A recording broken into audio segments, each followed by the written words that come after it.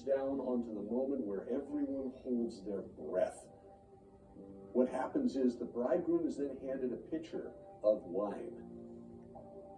The groom then pours wine into a ceremonial cup that will be offered to his desired bride-to-be. And it was called the cup of joy. With both hands reverently and respectfully and fearfully, he would pass it to his bride. When the groom presents the cup, she now has the choice as to whether or not she will accept or reject this proposal for marriage.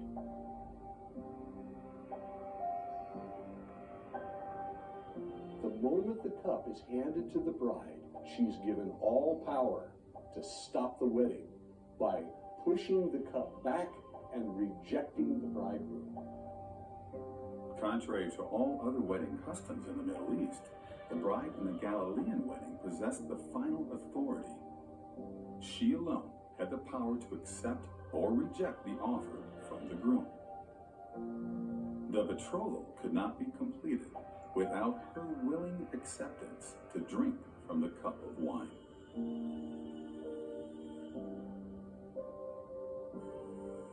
But on this day, during this betrothal, the bride accepts.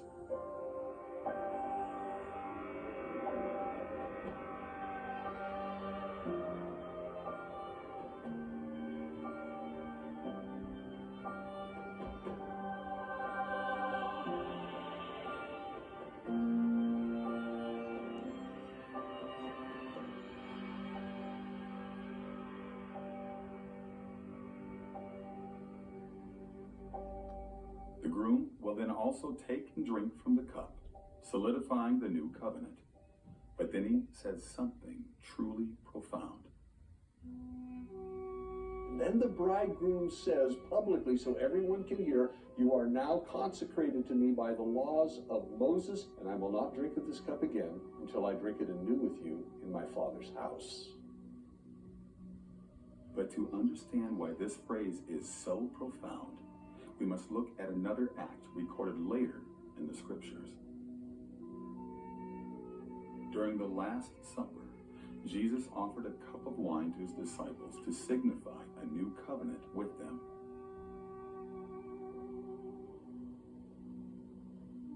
And after his disciples drank from the cup, Jesus then said something similar to what a Galilean would have heard from their own weddings.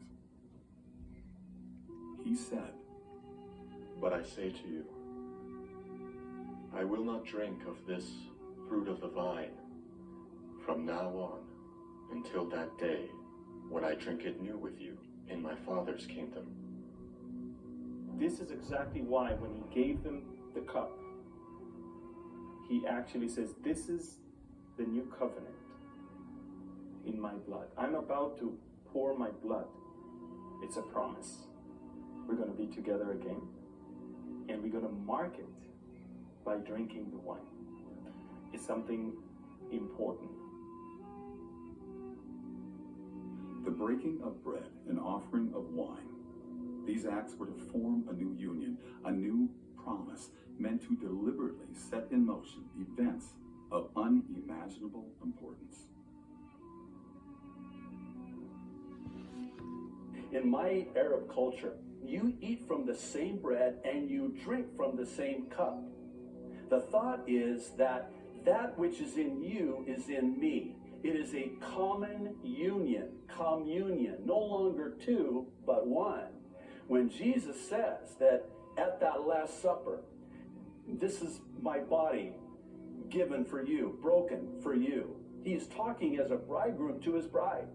When he says to them, "This is the cup of my blood in the new covenant," that's how they would seal the betrothal in the ancient wedding. Well, when you think about the Galilean disciples, they understood exactly what it was saying regarding these things. They were familiar things. The illustration was entirely clear to them. When Jesus said that, his Galilean disciples at the Last Supper heard only one thing: wedding.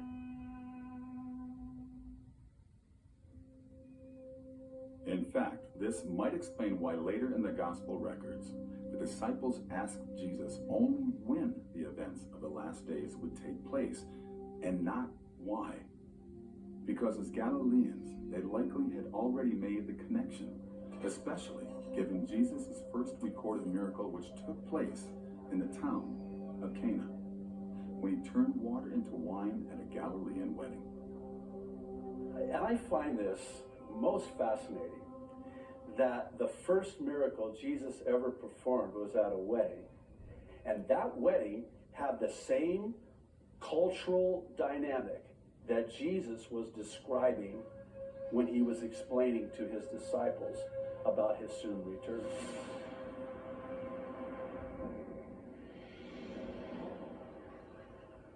Hey, good morning, Calvary Community Church. We just wanted to share that video with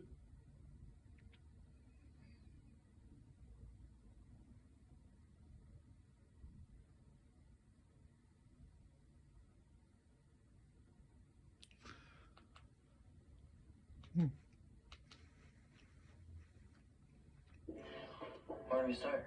Venmo is now available for 13 to 17-year-olds.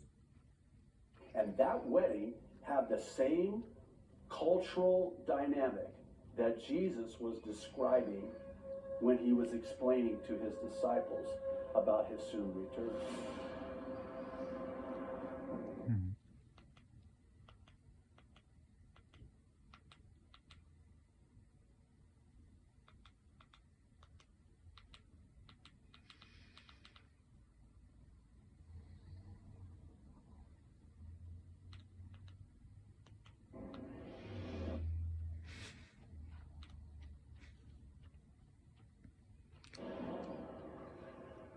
Hey, good morning, Calvary Community.